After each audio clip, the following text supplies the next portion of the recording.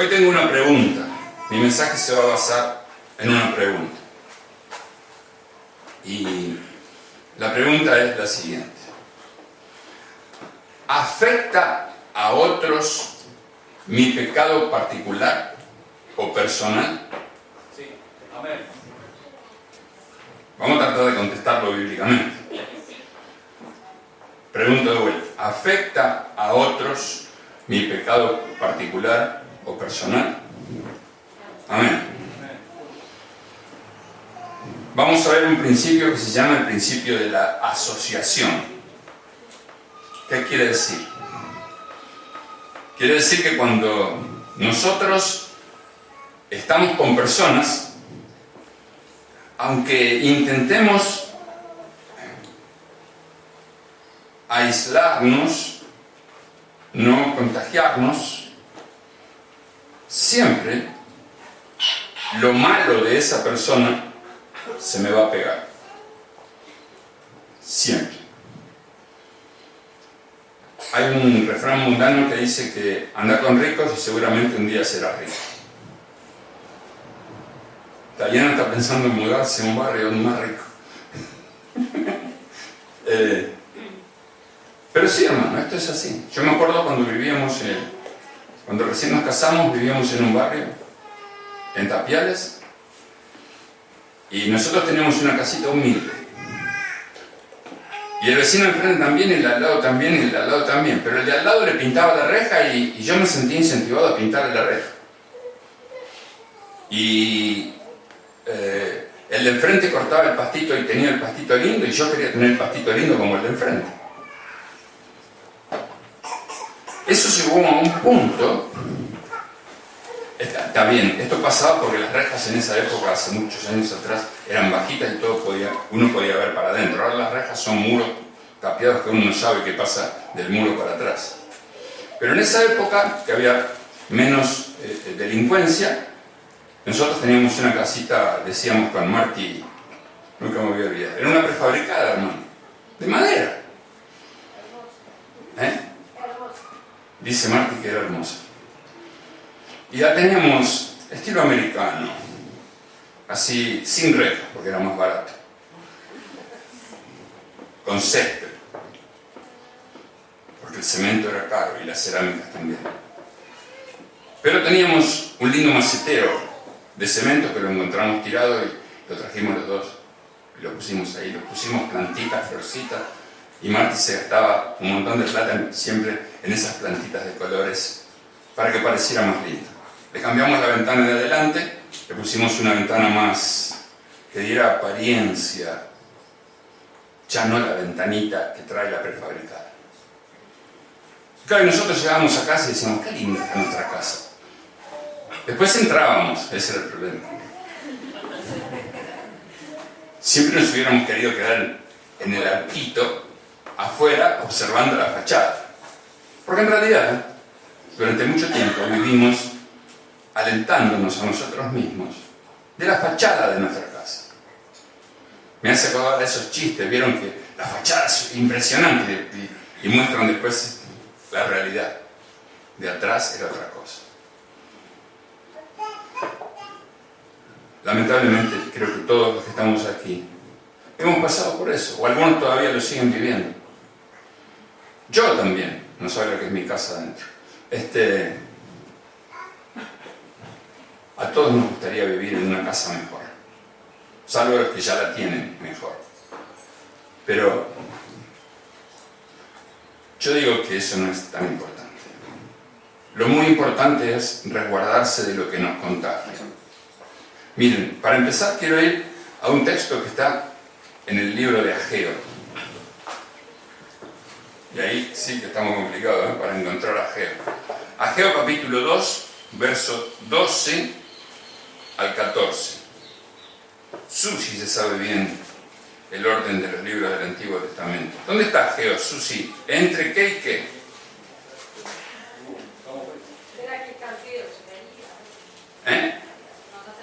¿No te acordás? Qué raro porque... Antes de Zacarías. Ok. Entre Sofonías y Zacarías. Ageo, dije capítulo 2, verso 12 al 14. Leemos en el nombre del Señor. Amén.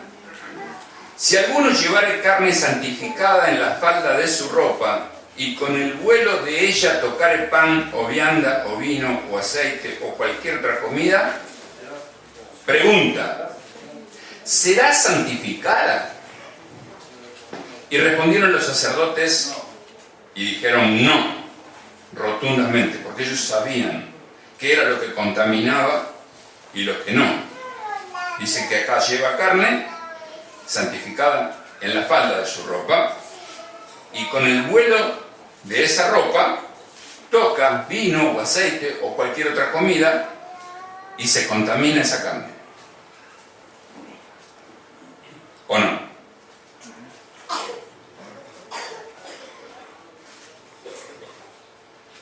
¿Estamos leyendo o no? Lean de vuelta, interpreten, a ver cómo es la cosa. Lean de vuelta.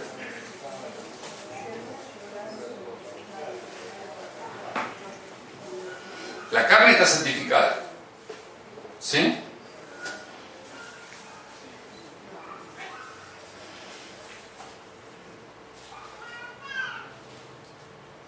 Por el hecho de tocar, no se santifica. Bueno, hasta ahí estamos claros. Y dijo Ageo, ahora escuchen lo que dice el profeta. Si un inmundo, a causa de cuerpo muerto, tocare alguna cosa de estas, ¿será inmunda?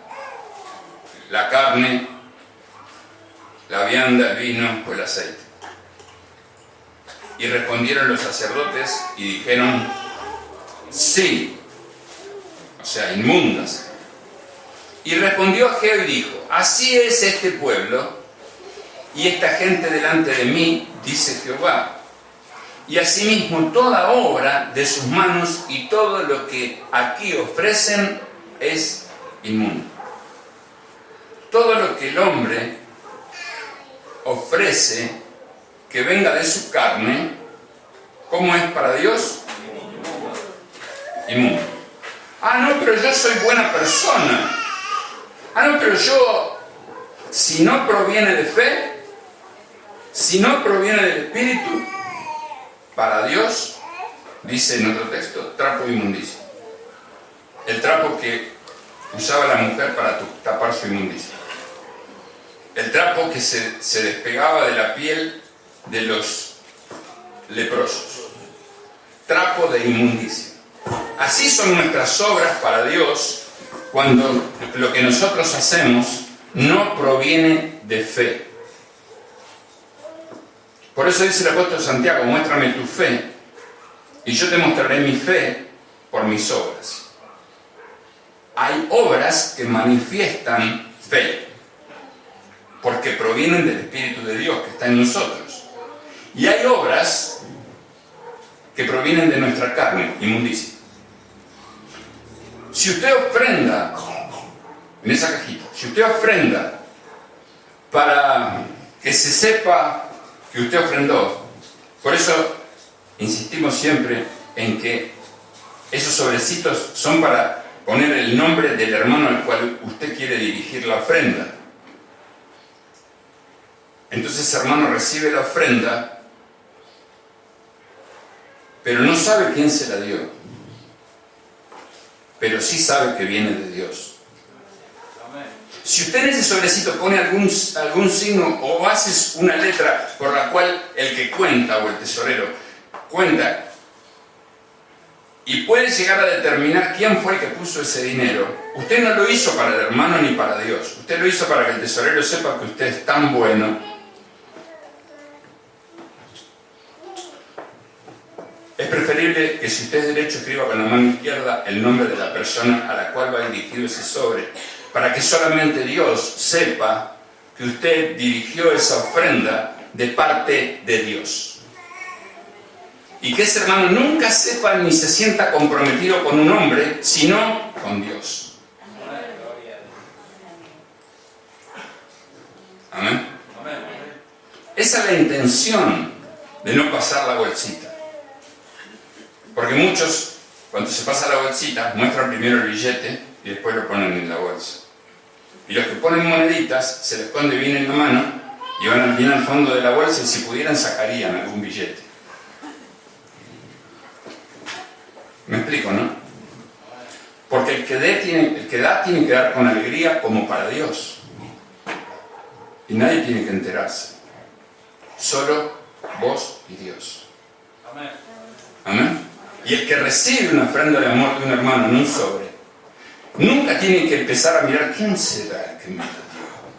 Y busca al hermano. Somos tan horizontales, somos tan terrenales en eso, que estamos buscando a ver cuál será el buen hermano que me... No, te lo dio Dios. Te lo dio Dios. Esa es la intención.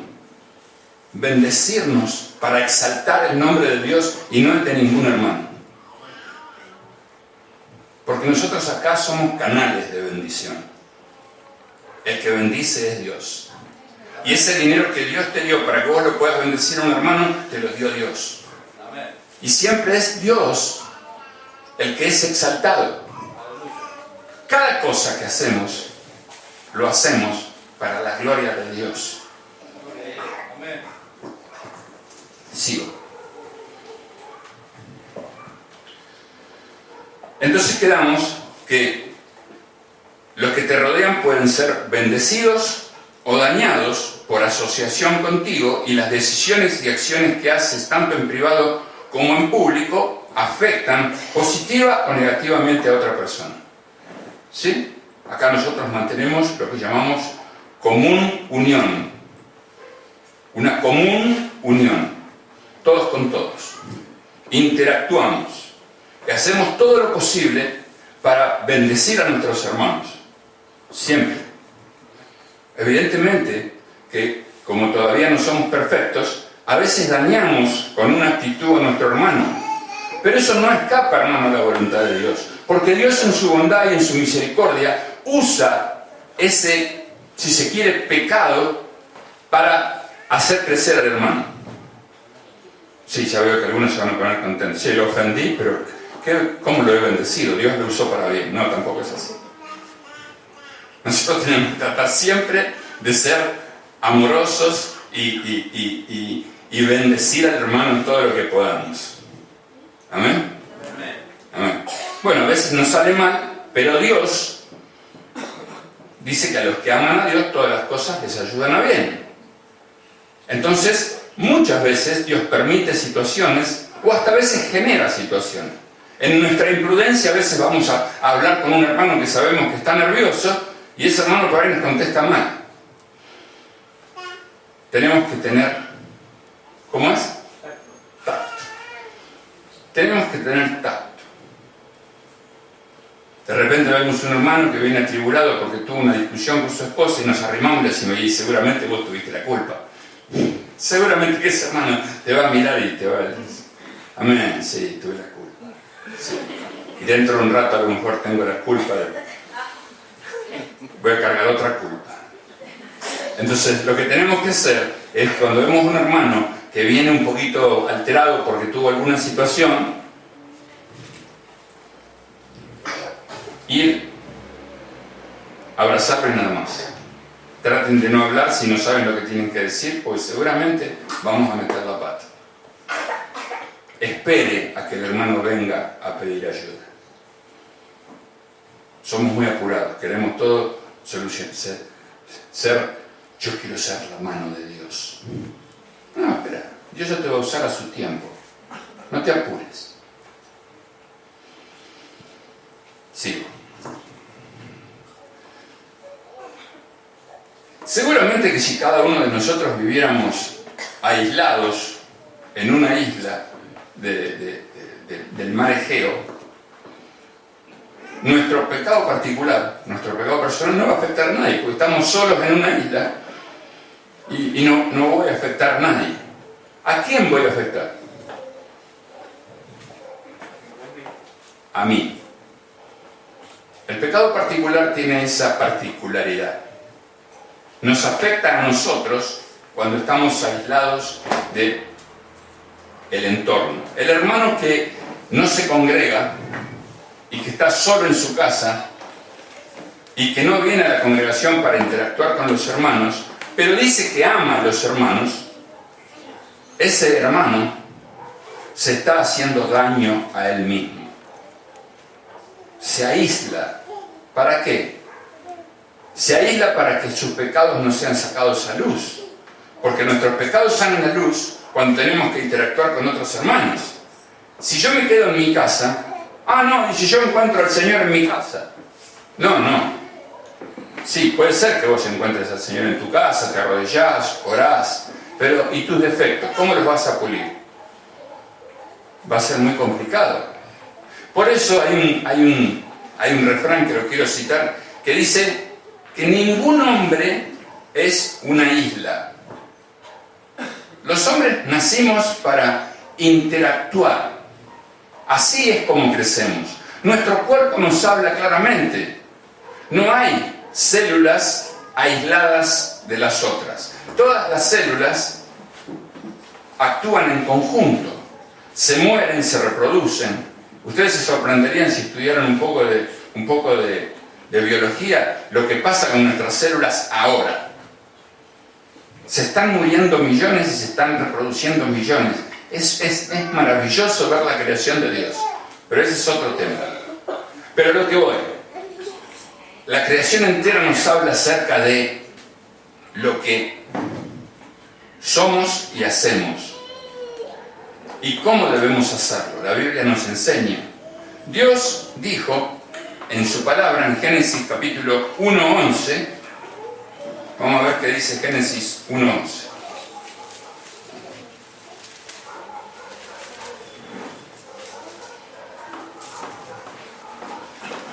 Después dijo Dios, produzca la tierra hierba verde, hierba que dé semilla, árbol de fruto que dé fruto según su género, que su semilla esté en él sobre la tierra, y fue así.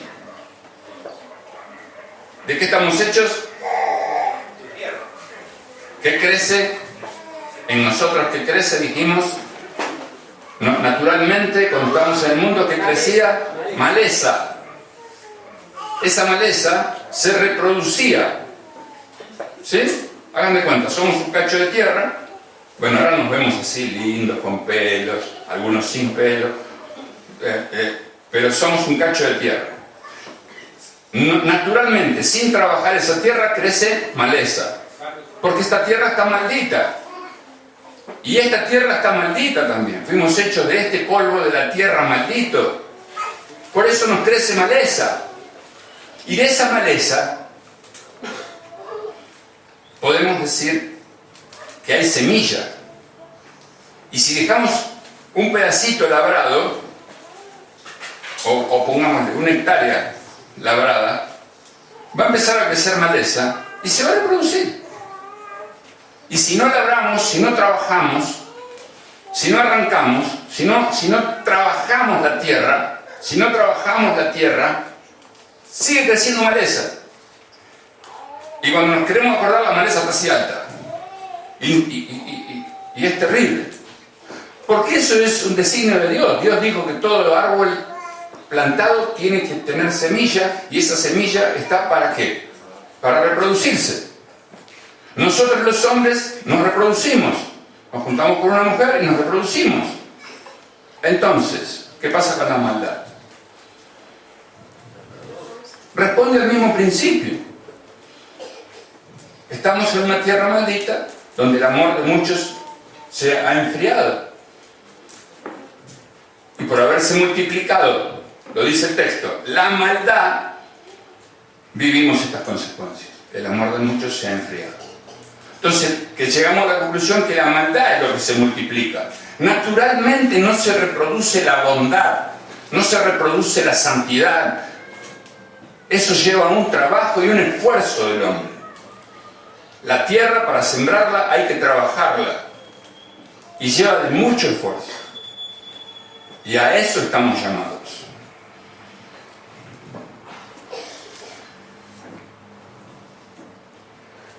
Romanos 6:23.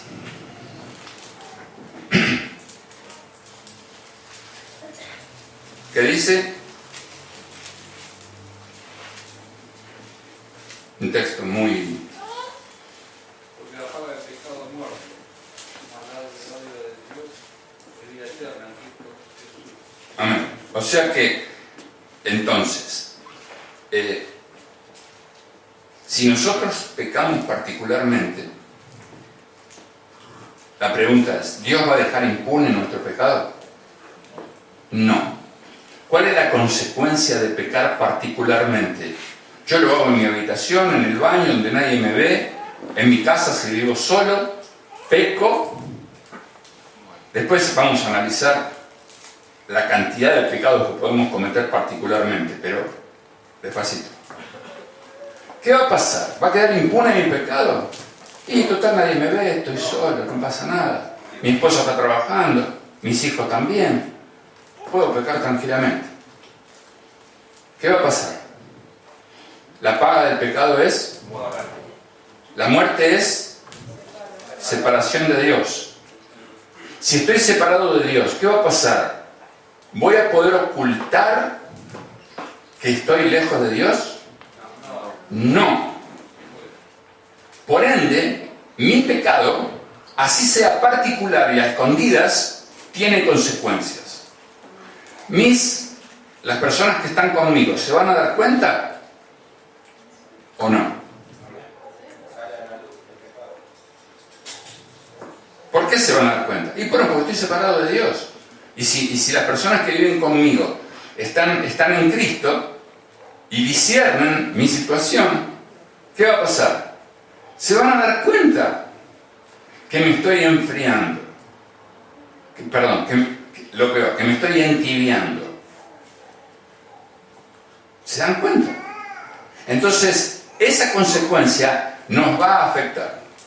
El ejemplo más común es el hombre que mira pornografía. ¿Qué pasa? Ahora no me ve nadie. ¡Tic! Ese pecado nos lleva a ver, nos afecta, ¿sí o no? Sabemos que aquel que mira a una mujer para codiciarla, ya pecó en su corazón. ¿Sí? Ojo que estoy hablando no solo de los hombres, hablo también de las mujeres. ¡Tic! A la distancia de un clic, ahí tenemos la pornografía. Entonces, ¿qué pasó? Mi mente empieza a codiciar. La ley dice no codiciarás. Por ende, me empiezo a morir. Las personas que están conmigo, ¿qué van a sentir? Que te estás muriendo. No lo podés ocultar. El pecado particular tiene consecuencias. Y esas consecuencias nos llevan a separarnos de Dios. ¿Por qué? Lucas 8:17 dice, a ver qué dice.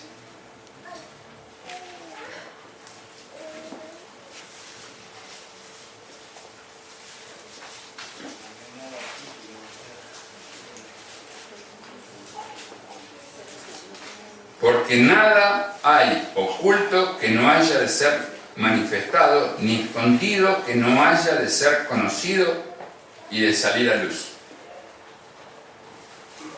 Es como que Dios ya sabía, ¿no? Dios ya sabía que Lázaro Báez es el testaferro de Cristina, y tarde o temprano iba a salir a luz. Dios sabía. Y entonces, en su justicia, y por amor a este pueblo cristiano que tiene la Argentina, dice, bueno, después de tanto sufrimiento, vamos a ir viendo cómo arreglamos las cosas. Después nos ponen a prueba peor, pues nos pone a Macri y estamos a la misma. Pero acá estamos. El pueblo de Dios no espera ni de Macri ni de Cristina. ¿Sí? Nosotros esperamos de Dios. Y todo esto lo vemos como algo que nos ayuda a bien. Como nosotros no anhelamos riquezas, simplemente esperamos. Si Dios nos quiere bendecir y hacernos ricos, no le vamos a decir que no. Pero depende de su gracia y su misericordia y con el propósito y el fin que lo vayamos a usar. ¿Amén? Entonces, estamos esperando en Él. ¿Todos estamos esperando en Él? Amén. Gloria a Dios, entonces.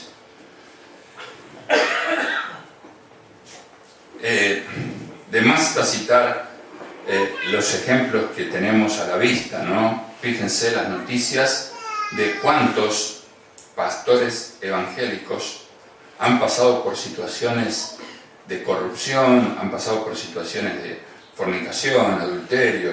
Esto no escapa a nuestra realidad. Sabemos que los que estamos de este lado somos hombres igual que los que están de allí, y muchos van a pecar, y van a pecar deliberadamente contra Dios. ¿Qué tenemos que hacer nosotros? Orar por ellos, en la medida de nuestras posibilidades, conducirlos a la verdad, y siempre confiar que Dios puede tener algún Pedro, puede tener algún Pablo, puede tener algún Nabucodonosor, algún Caín por ahí. Pero la historia se repite, hermano. Nosotros lo que tenemos que hacer es predicar el Evangelio. No hay otra cosa para hacer.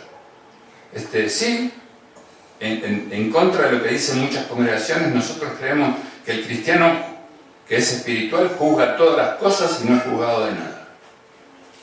Eso dice la Escritura. Nosotros estamos llamados a sacar a luz la mentira en las congregaciones donde no se está predicando la verdad.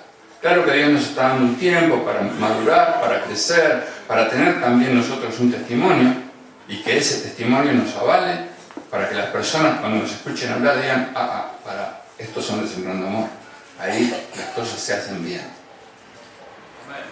Eso es para lo que estamos sembrando, para que un día el Señor nos utilice, y sé que ahora también nos utiliza, pero creo que nos puede utilizar aún más para poder realmente evangelizar a la iglesia, ¿no? Evangelizar a esa iglesia que está tan corrida de la verdad, que en sus prácticas están tan lejos de lo que debiera ser.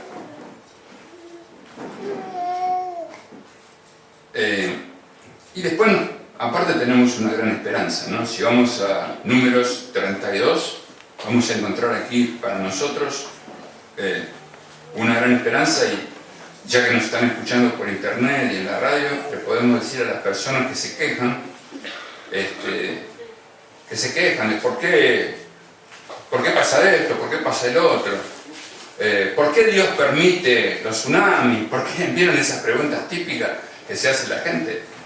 Bueno, eso es a causa del pecado de los hombres. No hay otra razón. Los hombres solos forjamos nuestro destino. Y si bien Dios lo tenía preparado desde antes de la fundación del mundo, porque Él sabe y muchas veces genera todas las cosas. Fíjense qué maravilla cuando nosotros vamos a la Escritura y encontramos un texto tan alentador como este. Mas, si así no lo hacéis, está hablando acerca de las cosas que fueron establecidas y los hombres no las hacen, ¿no? Para reducir el contexto. Mas, si así no lo hacéis, he aquí, habréis pecado ante Jehová, y sabed que vuestro pecado os alcanzará. O sea, en el Nuevo Testamento encontramos el reflejo de este versículo. Sí. 23. 3:2-23. Mas si así no lo hicieis, si no lo hacéis, o sea, no obedeces a Dios, vas a tener ese problema, ¿no? ¿Cuál? He aquí habréis pecado ante Jehová, y sabed que vuestro pecado os alcanzará. En el Nuevo Testamento dice que no ignoremos que Dios no puede ser burlado, que todo lo que el hombre sembrare, eso también va a cosechar. Es lo mismo. Dios nos está advirtiendo. Miren, no peques deliberadamente contra Dios, porque seguramente tu pecado algún día te va a alcanzar, sea privado o público. Nuestro pecado afecta nuestro entorno. Entonces, acuérdense de la historia de Acán. No sé cuántos la recuerdan. Acán era ese capitán que Dios lo mandó a matar a todos los enemigos y él se guardó unas cositas debajo de la carpita del campamento para, yo qué sé, como hacen algunos, a algunos les gusta, yo qué sé, tenemos una fiesta, le gusta un sanguchito y se lleva alguno a la casa, ¿no? Entonces, se lo llevan, es robar. Y si usted esconde algo que Dios le mandó que lo destruyera o que no lo tocara siquiera, o como el rey Saúl, que se guardó unas vaquitas, unos corderitos, y hasta el propio rey de los enemigos, para ofrecerlo como holocausto a Jehová. ¿Y qué pasó con Saúl? Quedó descalificado para ser rey. ¿Por qué? Porque desobedeció a su Dios. Y el profeta que le dijo, locamente has hecho. Locamente has hecho. Locamente has hecho, hermano, cuando piensas que tu pecado podrá ser encubierto. Estamos totalmente locos, espiritualmente hablando, naturalmente hablando, cuando pensamos que nos podemos burlar de Dios. Nuestro pecado, tarde o temprano, nos alcanzará. Amén. Seguimos. Ya terminamos.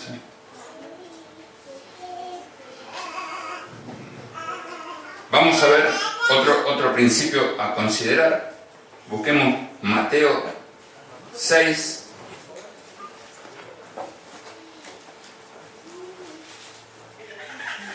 El Evangelio de Mateo. Mateo 6, del 6 al 18. Mateo 6. A propósito de Mateo 6, alguien que me diga, ¿dónde comienza el Nuevo Testamento? Los que lo saben se callan.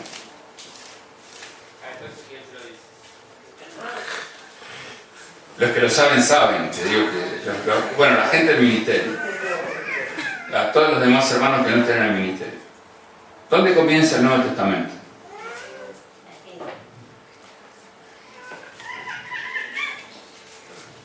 No, vos callate. En Mateo. ¿Mateo cuánto, abuela?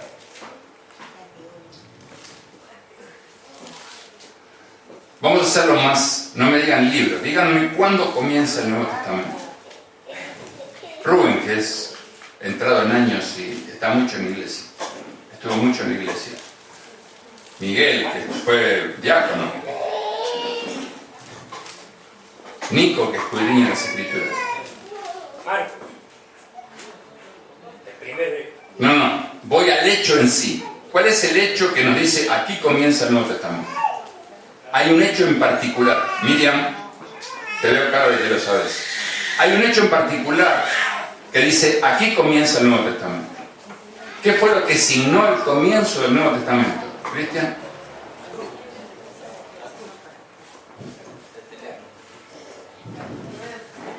¿Escucharon lo que dijo el hermano Cristian? Decilo fuerte. La cruz. La cruz. Ahí comienza la gracia. Ahí comienza el Nuevo Testamento. La gracia está desde Génesis.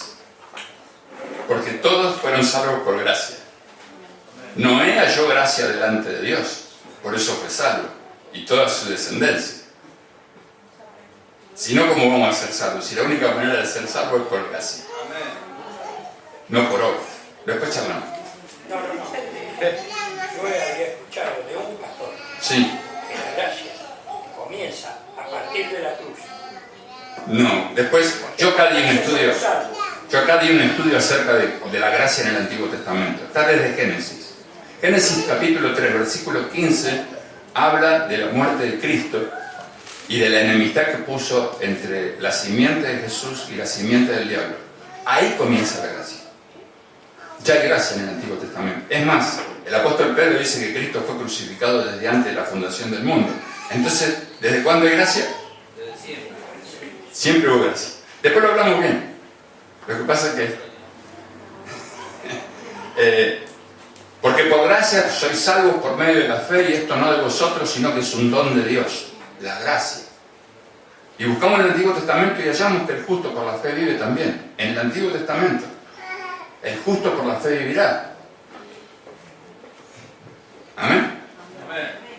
¿Qué habíamos preguntado? ¿Dónde comenzaba el Nuevo Testamento? El Nuevo Testamento da comienzo justamente con la muerte y resurrección de Cristo. Hay muchas personas que piensan que el Nuevo Testamento comienza en el capítulo 1, versículo 1 de Mateo, pero eso es lo que los hombres hicieron en este libro que se llama Biblia, de poner Nuevo Testamento en Mateo 1:1. Pero Cristo, mientras caminó por esta tierra, caminó bajo la ley. Es más, vino a abrogarla. Y la palabra abrogarla, ¿qué quiere decir?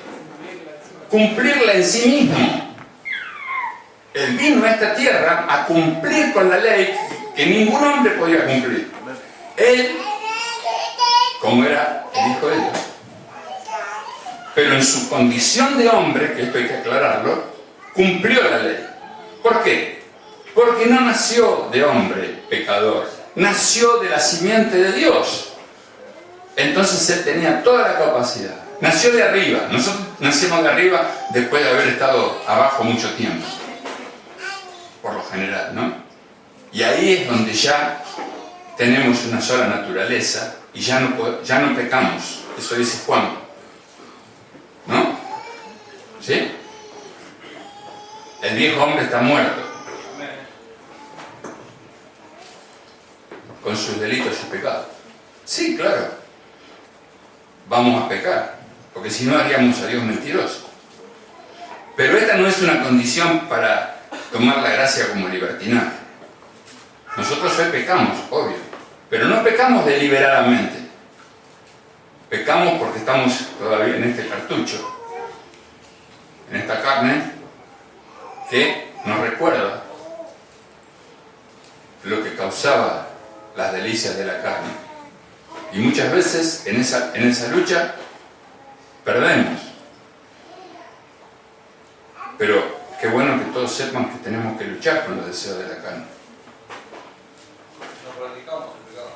Nosotros ya no practicamos el pecado. Antes no solo lo practicábamos, sino que nos esforzábamos en perfeccionarlo. Era un deleite poder pecar más, ¿no? Fíjense los hombres del mundo, las mujeres del mundo. Y si yo tengo 4, dice. ¡Qué macho!, le dicen los amigos. Y hay muchas mujeres que hacen igual, ¿eh? Este hombre para lo único que sirve es para trabajar. Me tengo que buscar uno que me saque a pasear. Yo las conozco. Eso ya no lo hacemos. Ni siquiera lo concebimos. Porque las cosas que ellos practican nosotros ni siquiera las pensamos. Solamente las citamos en estos momentos para ver qué mal que estábamos. Cuán enemigos éramos de Dios. Y eso también podemos citarlo como pecados particulares. Pecados ocultos. Que tarde o temprano salen a luz y afectan todo nuestro entorno. ¿Qué pasa con una esposa que es víctima de que su marido mire pornografía? Va a ver sus cambios y va a pensar, hay hombres que miran pornografía y están tan obsesionados con las mujeres que ven en esa pornografía que miran a su esposa y dicen, uy. Bueno, de hecho tenemos un hermano en la congregación que quería cambiar a su esposa de 60 por 2 de 30. Eso lo causa el hecho de mirar mucho, de darle rienda suelta a los deseos de los ojos. En lugar de ver a su esposa como la persona que Dios puso a su lado para amarla, para cuidarla, para edificarla, y viceversa, ¿no? Andamos buscando una más linda. Como si las manchas de la piel o las canas no fueran hermosas.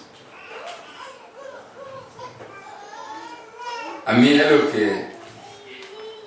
que pude entender. Yo durante un tiempo pasé por alguna iglesia legalista donde era prohibido teñirse el pelo de la mujer.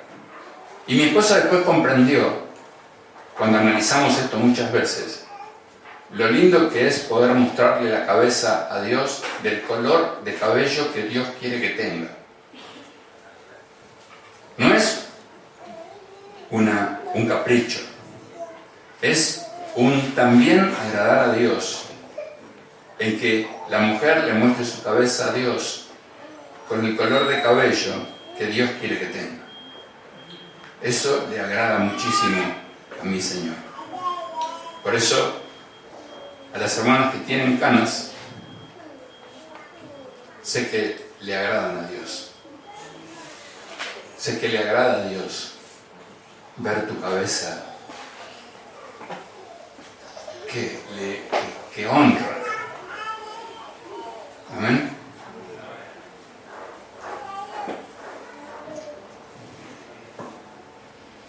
Bueno, dijimos Mateo 6, del 6 al 18. Leemos. Mas tú, cuando ores, entra en tu aposento y cerrada la puerta, ora a tu Padre que está en secreto, y tu Padre que ve en lo secreto te recompensará en público. Y orando, no uséis vanas repeticiones como los gentiles que piensan que por su palabrería serán oídos. No os hagáis pues semejantes a ellos, porque vuestro Padre sabe de qué cosas tenéis necesidad, antes que vosotros le pidáis. Vosotros pues oraréis así: Padre nuestro que estás en los cielos, santificado sea tu nombre. Venga tu reino, hágase tu voluntad como en el cielo, así también en la tierra. El pan nuestro de cada día, dánoslo hoy. Y perdónanos nuestras deudas como también nosotros perdonamos a nuestros deudores. Y no nos metas en tentación, mas líbranos del mal, porque tuyo es el reino, el poder y la gloria por todos los siglos. Amén. Porque si perdonáis a los hombres sus ofensas, os perdonará también a vosotros vuestro Padre Celestial. Mas si no perdonáis a los hombres sus ofensas, tampoco vuestro Padre os perdonará vuestras ofensas. Cuando ayunéis, no seáis austeros como los hipócritas, porque ellos denudan sus rostros para mostrar a los hombres que ayunan. De cierto os digo que ya tienen su recompensa. Pero tú, cuando ayunes, unge tu cabeza y lava tu rostro, para no mostrar a los hombres que ayunas, sino a tu Padre que está en el secreto, y tu Padre que ve en lo secreto te recompensará en público. Este es un principio, hermano. Les digo la verdad, voy a usar una palabra fea, perdónenme. Detesto esas congregaciones donde se hacen largas listas de ayuno y oración y se pone vos a ayunar a tal hora, vos a tal hora, vos a tal hora. ¿Eso es un ayuno secreto? No. Y los hermanos que están ayunando, vas a la casa y está con su rostro demudado.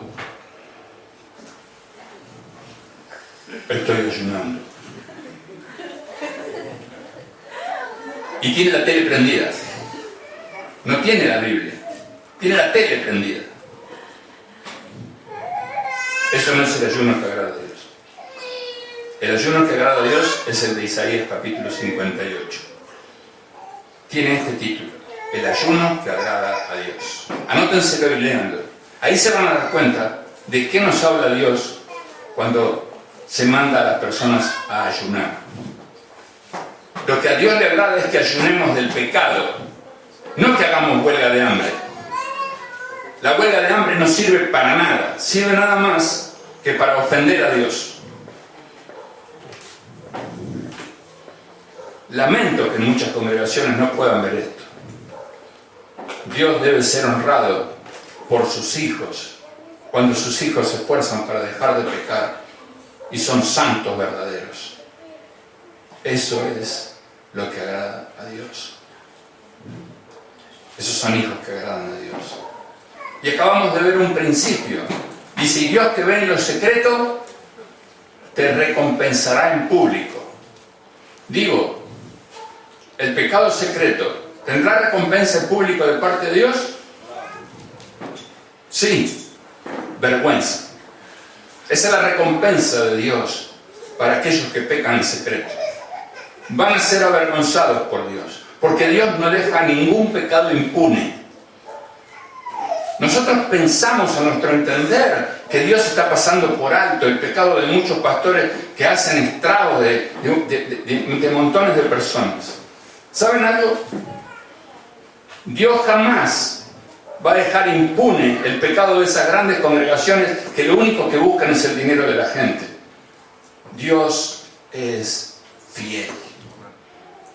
¿Y con quién es más fiel? Consigo mismo, porque todo lo hace por amor de su nombre.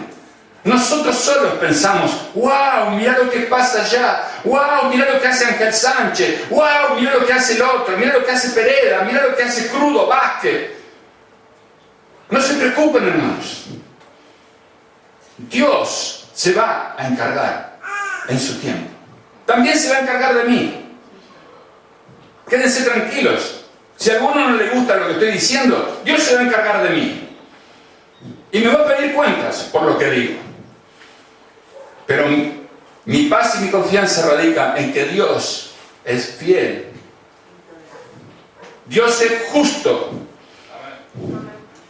Y Él va a dar a cada uno lo que le tenga que dar. Esperemos con paciencia. Esperemos, seamos pacientes. Dios le va a dar a cada uno su paga. A veces nos desesperamos demasiado, hermano. Descansemos en el Señor. Hay otro principio que les cito. En el mundo se trabaja para después descansar. En el caminar cristiano se descansa para poder trabajar. Espero que lo comprendan. Descansa en el Señor, hermano. Encuentre a su Dios. Descubra quién es Jesús. Ame a sus hermanos. Confíe en sus hermanos. No, pastor, ¿qué está diciendo? La Biblia dice, maldito el hombre que confía en el hombre. Sí, maldito el hombre que confía en el impío. Maldito el impío que confía en el impío. Pero si Cristo está en mi corazón, si Cristo está en tu corazón y realmente identificaste que Cristo está en el corazón de tu hermano, ¿cómo podemos entonces refutar el capítulo 2 del libro de los Hechos, donde dice que los verdaderos cristianos eran de un solo corazón y que compartían todas las cosas y que ninguno tenía necesidad de nada? ¿Cómo encaja con el maldito el hombre que confía en el hombre? Si Dios nos manda a que seamos de un solo corazón, si seguimos repitiendo y repitiendo y repitiendo esto desde los púlpitos, maldito el hombre que confía en el hombre, ¿cuándo una iglesia va a ser de un solo corazón? Si vivimos todos desconfiando. Pastores que han tenido terribles desazones y que no pueden confiar en la gente y que no pueden confiar en sus propios hermanos. Gravísimo error, hermano. Cristo entregó su vida en la cruz del Calvario para que nosotros confiemos, no en los hombres, en Cristo primeramente, y busquemos quiénes son nuestros verdaderos hermanos y no le tengamos miedo a ser decepcionados, defraudados, muertos, aserrados. Eso no importa. Nosotros estamos llamados a dar nuestra vida por nuestros hermanos. ¿Y cómo no voy a dar mi vida si no confío en mi hermano? Se predica cualquier cosa, hermanos. ¿Cómo puedo amar a mi hermano si no tengo confianza en él?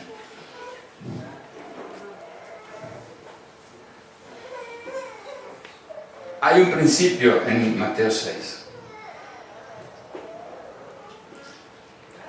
Si nosotros oramos en lo secreto con la puerta cerrada, dice en otro evangelio, cerrada la puerta, entra a tu cuarto, cerrada la puerta, ora a Dios en secreto y Él te recompensará en público.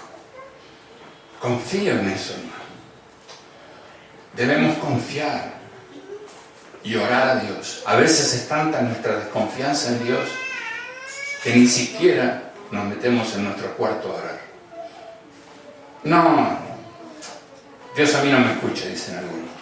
Y otros dicen, no, Dios igual en su designio lo va a hacer, ¿para qué voy a orar? Lo que pasa es que la oración lo que hace es revelarte los planes de Dios para que vos puedas andar en ellos. La oración no es para cambiar la voluntad de Dios.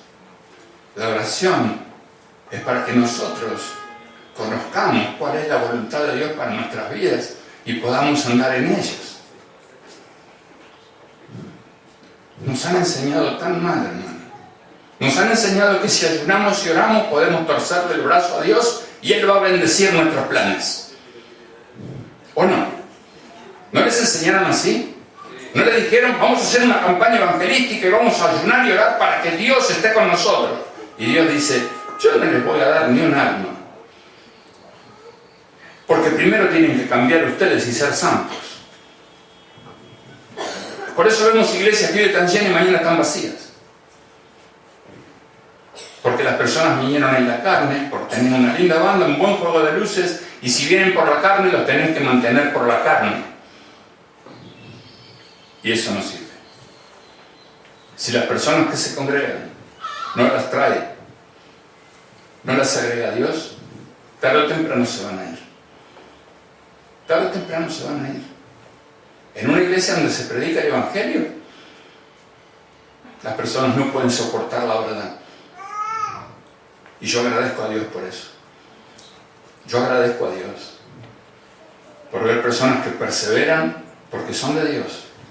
Los que se van, aleluya, hay muchas iglesias en la Ruta 3. Usted puede asistir a la que quiera. Los que se van, los que están, cada día agradezco a Dios porque seguramente Dios los trajo. Amén. Sé que no es fácil aguantar la verdad de las Escrituras. No es fácil. Es solo para los que están escritos en ese libro. Los demás no lo van a poder soportar. Así es la verdad. La verdad confronta, la verdad produce sacrificio, la verdad trae fe genuina que nos lleva a seguir confiando en Dios cada día más, que nos lleva a ser cada día más fructíferos. Por su fruto los conoceréis. ¿Y quiénes son los que dan fruto? Los que identifican sus pecados particulares primero y los confiesan. Hay un aliento, un gran aliento que nos da la Escritura.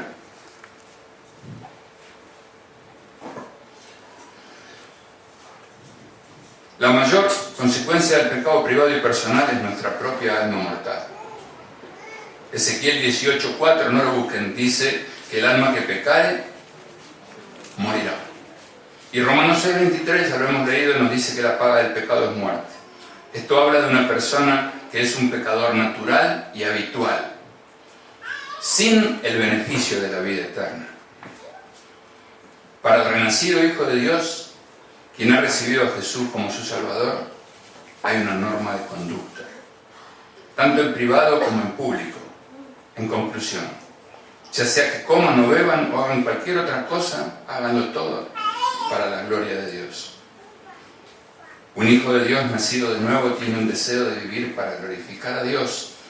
Y aunque hay momentos cuando podemos, y de hecho fallamos, Dios ha hecho provisión para que estemos en comunión con Él y con los hermanos.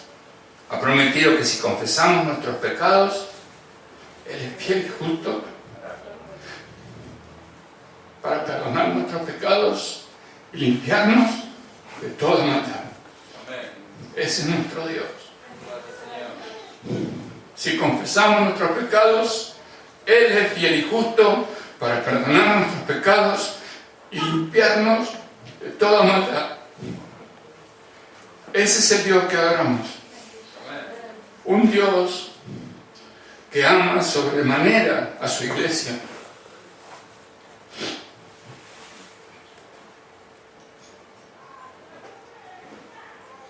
Gracias, Dios.